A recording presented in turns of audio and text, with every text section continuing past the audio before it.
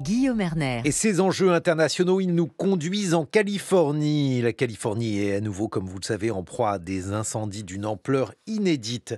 Un phénomène fréquent en Californie, mais qui s'est intensifié au fil des années, tandis que les scientifiques pointent le rôle du changement climatique. D'autres dénoncent les choix politiques alimentés par un climato-négationnisme persistant, alors que l'anthropologue Mike Davis appelait à laisser Malibu brûler dans les années 70 face à l'inéluctabilité des incendies californiens.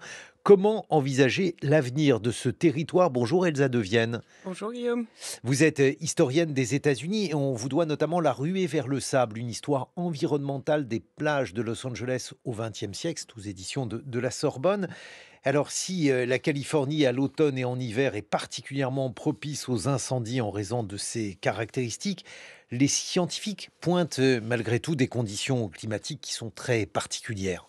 Oui, je crois que ce que tout le monde dit actuellement, c'est que finalement, ça n'a rien d'original, c'est prévisible que ça brûle à Los Angeles, en Californie, cycliquement, chaque année. Mais en réalité, ce qui est assez unique cette fois-ci, c'est d'une part qu'on n'est pas pendant la saison des incendies. On parle d'une saison du feu, d'une saison des incendies en Californie. Or, cette saison des feux, elle est généralement plutôt à fin de l'été jusqu'à début de l'automne, jusqu'en octobre.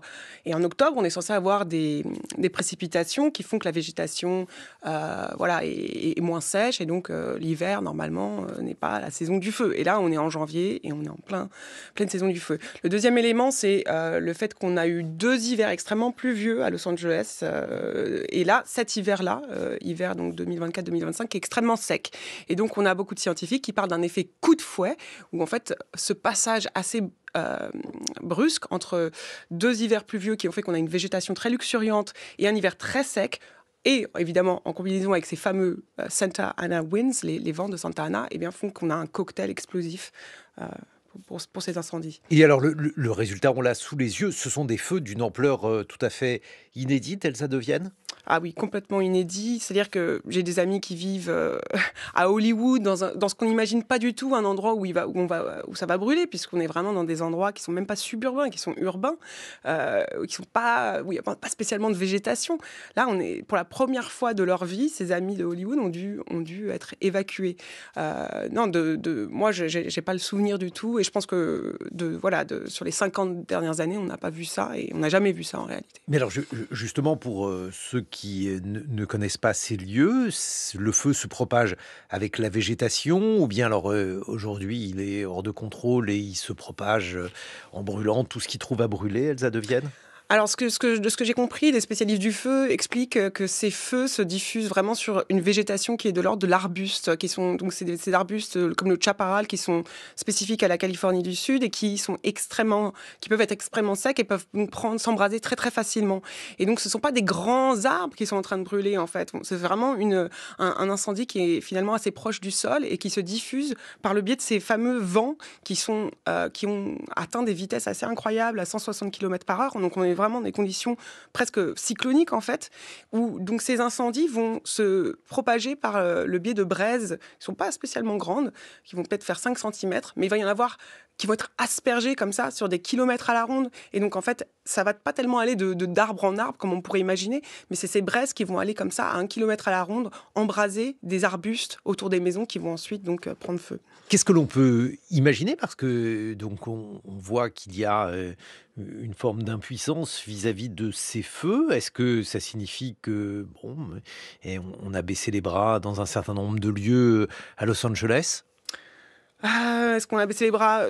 De ce que j'ai compris, c'est que clairement, il y a des régulations qu'il faudrait mettre en place qui n'ont pas été suivies. Par exemple, on parle beaucoup de cette idée que dans ces zones à l'interface entre donc des collines assez sauvages et des espaces suburbains, on devrait laisser entre les maisons et la végétation, on va dire au moins 1 à 3 mètres, on va dire, où il n'y a rien du tout. Or, les gens aiment la végétation, ça permet d'avoir une certaine... on n'a pas les regards indiscrets des gens, c'est joli, ça fait eco-friendly, mais en réalité, il faudrait qu'il y ait un travail vraiment de l'ordre qu'il y ait des équipes qui vérifient que les gens coupent bien leur végétation, que les gens régulièrement arrosent leur végétation d'eau, notamment pendant ces périodes où on sait que les vents vont venir. Il faudrait organiser ces fameux feux de prévention qui sont qui coûtent très cher, qui créent de la pollution de l'air. Donc les gens n'aiment pas beaucoup ça. Donc il faudrait vraiment, voilà, une attitude, traiter ça comme une urgence, ouais. La lutte contre les incendies, elles adviennent, a, semble-t-il, été freinée par le manque d'eau, par la gestion de l'eau? Alors, moi, je suis assez prudente avec ça, parce que évidemment, c'est là où on est très tenté de pointer du doigt. Je ne veux pas surtout donner une quelconque attention à ce que Donald Trump est en train de faire, c'est-à-dire pointer du doigt Gavin Newsom et les autres dirigeants en Californie, disant que, soi-disant, il y a plein d'eau, il y a une abondance d'eau, et c'est un choix politique de ne pas faire pleuvoir sur Los Angeles. Encore une fois, Donald Trump est complètement en train d'inventer quelque chose qui n'existe pas, donc je ne veux pas lui donner trop d'importance. De crédit. De crédit, exactement. Après, il y a peut-être effectivement quand même des questions qui se posent Voilà, sur le réservoir. Indépendamment donc de ce que dit Donald Trump, puisqu'on voit bien qu'il fait de la politique à ce sujet, on sait aussi qu'il est de plus en plus évident que le but qu'il poursuit est tout simplement un but climato-sceptique. Mais au-delà de ça, Elsa Devienne, est-ce qu'il n'y a pas un certain nombre de critiques que l'on peut adresser au gouverneur de Californie? Je pense que s'il y a une critique qu'on peut adresser et que j'ai vu adresser, qui me semble intéressante, c'est cette idée que la Californie se positionne vraiment comme un leader de la transition énergétique. Et de fait, on a vraiment une transition qui se passe là-bas. Les gens ont beaucoup plus adopté la voiture électrique, la voiture à hydrogène, etc. On a vraiment une utilisation des panneaux solaires, etc. Mais par contre, c'est comme si les vrais dangers qui menacent la Californie, comme par exemple les feux, les incendies et puis la montée des eaux, en fait, il n'y a pas vraiment d'adaptation à ces dangers qui sont directs, qui vraiment, pour le coup, sont là. Le changement climatique est là pour...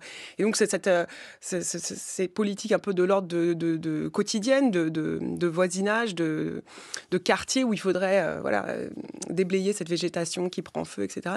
Ce travail-là n'est pas fait. Donc, Bon, parce qu'il y a quand même eu des bouches à incendie qui étaient à sec. Alors ça, oui, mais ça, c'est inévitable. Dans un contexte où on a des centaines de pompiers et des centaines aussi de gens eux-mêmes qui sont en train d'arroser leur toit, qui sont en train d'arroser leur végétation, évidemment, dans ces cas-là, on va avoir moins de pression. C'est inévitable, en fait, surtout quand on a 6 foyers d'embrasement dans toute une région. C'est inévitable, ça.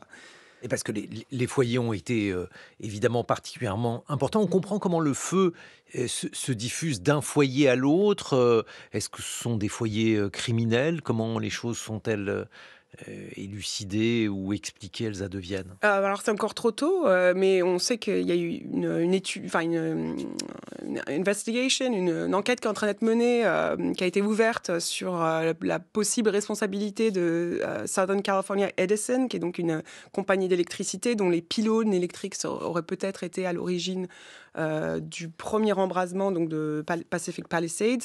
Ça, ce serait assez typique. Donc il y a aussi, on parle aussi beaucoup de la nécessité d'enterrer ces câbles électriques ou de les revêtre de quelconque matériaux. Donc oui, Isolant, voilà, c'est ça. De ce type. Mais justement, ce qui est tout à fait étonnant, comme vous l'avez évoqué, c'est donc ce lieu qui est un lieu particulièrement urbain, qui s'avère être tout à fait vulnérable à un fléau comme le feu.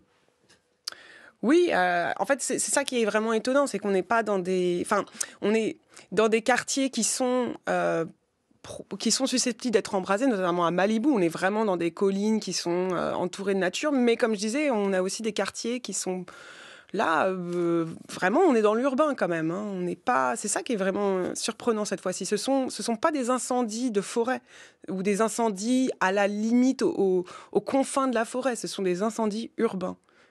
Et ça, je crois que c'est vraiment ce qui est historique. Ce qui veut dire que toute la Californie, ou presque, est finalement exposée à ce type de fléau?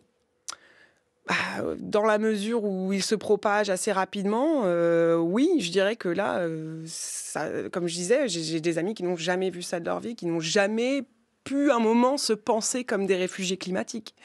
Il y a un article de Michael Moore qui est assez étonnant, où il explique que la Californie, comme nous la connaissons, n'existera plus jamais comme avant. Comment voyez-vous les choses, Elsa de Vienne? Parce que au-delà de ça, donc on voit que cet État qui est un État hostile à Donald Trump est aujourd'hui donc en proie à un grand nombre de difficultés climatiques. Qu'est-ce que ça signifie? C'est difficile à dire. En fait, là, en lisant, voilà, les journaux, et cetera, on entend les gens dire: on va reconstruire». Mais la réalité, c'est que pour beaucoup de gens, il n'y aura pas d'argent pour reconstruire puisque la question des assurances, on en parlait justement en France, c'est la même Les chose en gens, Californie. il y a certaines personnes qui ne sont pas assurées. Est-ce qu'il y a certains dégâts qui ne sont pas assurables? Bah, il y a de plus en plus de zones, et c'est pas seulement en Californie, mais en Floride également, où on ne peut plus assurer actuellement, où on assure, mais vraiment, on sous-value les maisons. Donc, et puis avec Trump qui arrive au pouvoir dans quelques jours, est-ce que l'État fédéral va vraiment aider ces habitants de Californie qui ne votent pas pour les républicains? Ça reste à savoir. Et l'État lui-même, qu'est-ce qu'il a la possibilité, qu'est-ce qu'il a la volonté de faire? Ah bon, c'est reconstruire. Gavin Newsom vient d'annoncer une loi comme quoi il va lever les régulations environnementales pour permettre aux gens de reconstruire plus vite. Donc là, on voit déjà qu'on est dans une sorte de fuite en avant. On va reconstruire. Je ne sais pas si les grandes leçons vont être vraiment prises en compte de cet Et événement. Donald Trump, comment voit-il les choses? Je sais que c'est extrêmement difficile d'interpréter des propos comme les siens, mais est-ce qu'il est encore tenable de maintenir une position climato-sceptique comme la sienne? Oh, absolument. D'ailleurs, en fait, ce qu'on voit arriver, c'est que à chaque catastrophe naturelle, les gens interprètent cela, notamment donc ceux qui sont dans la sphère MAGA, Make America Great Again. Ils interprètent ça dans une sorte de théorie du complot où on dit que les incendies ont été créés voilà, par des fous qui. Oui, Enfin, voilà. n'importe quoi. C'est toujours ça fait toujours partie, voilà, de cette sphère MAGA. On dit que la neige a été créée par le gouvernement quand c'est de la neige qui tombe, et quand c'est les feux, on trouve autre chose. Je suis pas sûre que ça les fasse changer d'avis sur le changement climatique, hein. Merci beaucoup, Elsa de Vienne. Je rappelle que vous êtes historienne. On vous doit notamment La ruée vers le sable, une histoire environnementale des plages de Los Angeles au XXe siècle, aux éditions de la Sorbonne.